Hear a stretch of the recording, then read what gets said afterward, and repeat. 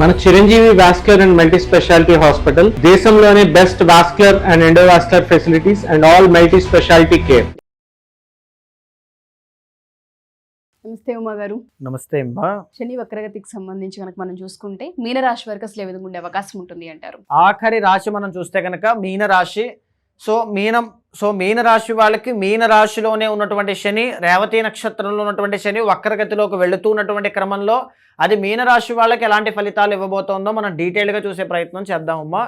ముఖ్యంగా మీనరాశి వాళ్ళకి జన్మంలో శని వక్రగతిలోకి వెళుతున్నారు, విచ్ ఇండికేట్స్ హెల్త్ ప్రాబ్లమ్స్ ఏవైనా ఉన్నటువంటి వాళ్ళు బాగా గమనించండి. 1వ స్థానం అంటే లైఫ్ స్టైల్, మైండ్ సెట్, వ్యక్తిత్వము, పర్సనాలిటీ, వాకింగ్ స్టైల్, ఎక్స్ప్రెషన్స్ కానీ, మీరు మాట్లాడేటువంటి మాట కానీ, అంటే మీరు ఎలా ఉంటారు, మీ హావభావాలు ఏంటి, మీ రూపురేఖలు ఏంటి, ప్రతిదీ కూడా అనమాట అన్నిటి మీద శని దృష్టి పెట్టే విధంగా చూస్తారు. అంటే నేనేంటి, ఇలా ఉండడం ఏంటి, నాతో ఉన్నటువంటి వాళ్ళు అలా ఉంటే నా క్యాలిబర్కి నేను ఎలా ఉండాలి అనేటువంటి ఒక వ్యక్తిత్వం వాళ్ళలో స్టార్ట్ అవుతుంది.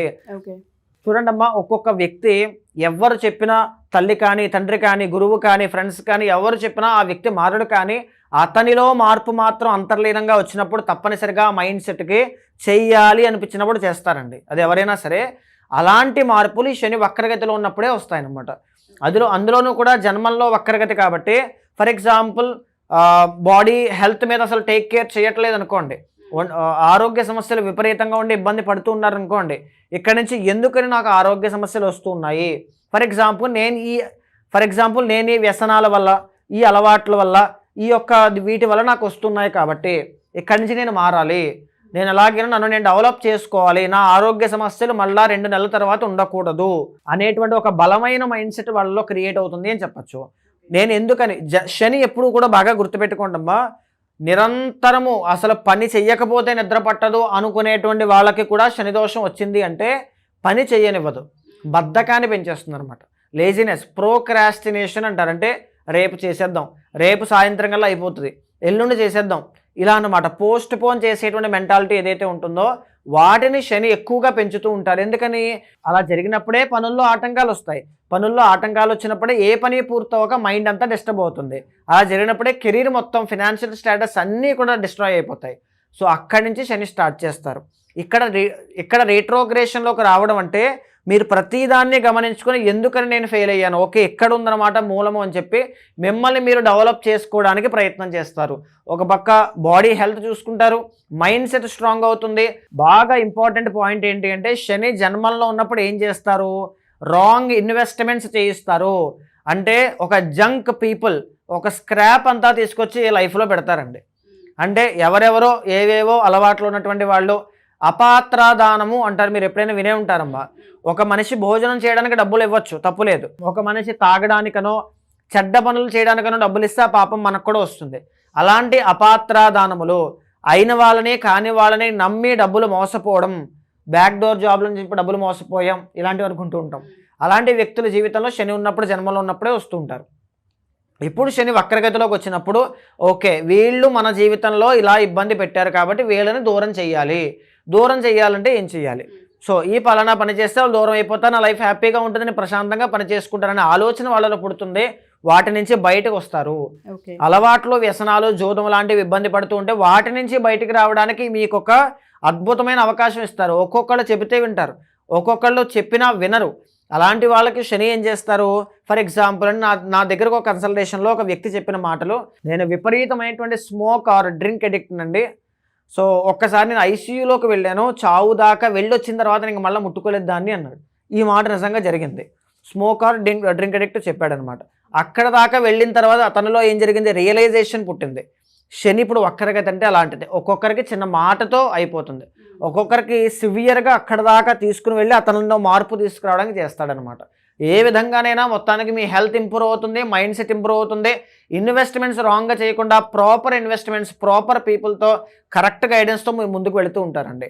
శని యొక్క 3వ దృష్టి మీ 3వ స్థానం మీద పడుతోంది, విచ్ ఇండికేట్స్ మీకు మీ అన్నదమ్ముల మధ్యలో గొడవలు ఉన్నాయి, ఆస్తి తగాదాలు, ఎప్పుడో ఏవో మాటలు అనుకున్నారు, ఆ మాటలన్నీ మళ్ళీ ఇప్పుడు తెర మీదకి వస్తాయి. ఇదిగో ఫలానా అన్నయ్య నేను ఏదో పొరపాటున అన్నాను కాబట్టి క్షమించాలి, ఏదో తమ్ముడు పొరపాటున అన్నాను కాబట్టి క్షమించాలి, ఇలాంటి మాటలన్నీ అంటే కాంప్రమైజ్ అవ్వడం, సాల్వ్ చేసుకోవడం, అనుబంధాలను దగ్గర చేసేటువంటి ప్రయత్నం శని చేస్తారు. తప్పులు తెలుసుకునేలా చేస్తారు, రీచెక్ చేసుకుని రీసెట్ చేసుకునే విధంగా చేస్తారు. ఇదే కాకుండా తోటి వ్యక్తులు ఎవరైతే పని చేస్తూ ఉంటారో ఆ పని చేసే వాళ్ళతో, మన కింద పనిచేసేటువంటి స్టాఫ్తో కానీ మిస్అండర్స్టాండింగ్స్ కానీ ప్రాబ్లమ్స్ కానీ ఏమైనా ఉంటే వాటన్నిటిని కూడా సాల్వ్ చేయడానికి మీ తప్పులు ఏమైనా ఉండవచ్చుగా, కదా మనకు తెలియకపోవచ్చు, వాళ్ళు మన వల్ల ఏదో ఒక విధంగా ఇబ్బంది పడుతూ ఉండవచ్చు.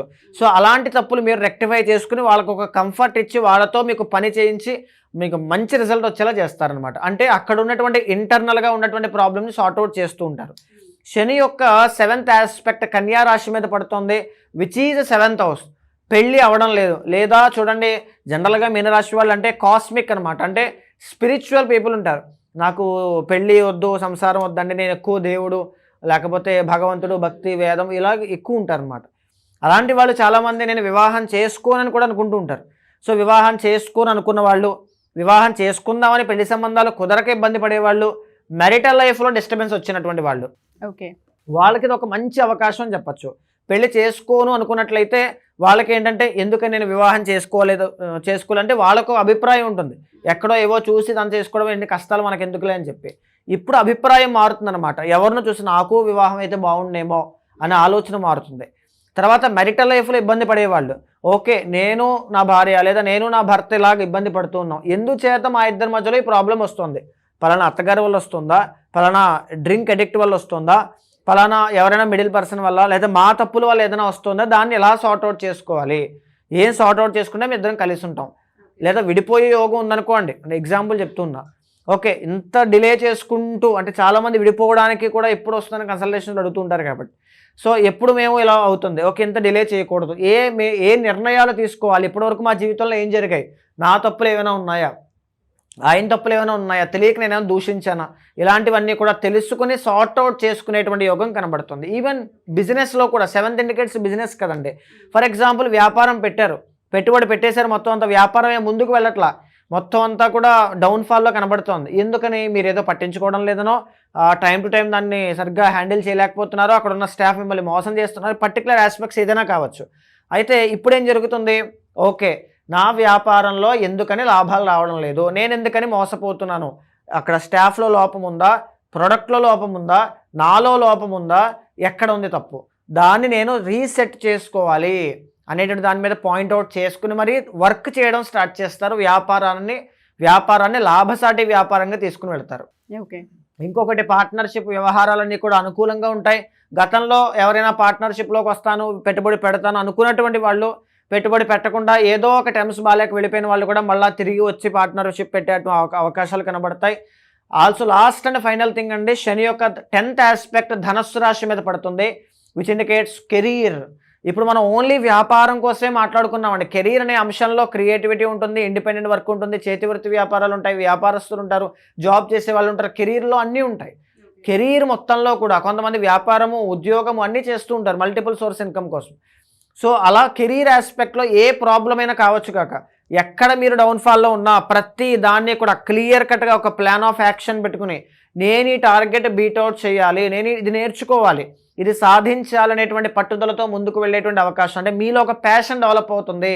మీ మైండ్ సెట్లో ఉన్నటువంటి బద్ధకము, నిర్లక్ష్యము, సోమరితనము అన్నీ కూడా ఇక్కడి నుంచి కట్ ఆఫ్ అయిపోతాయి. ట్రైన్ చేయడం మొదలు పెడతారు శని భగవానుడు.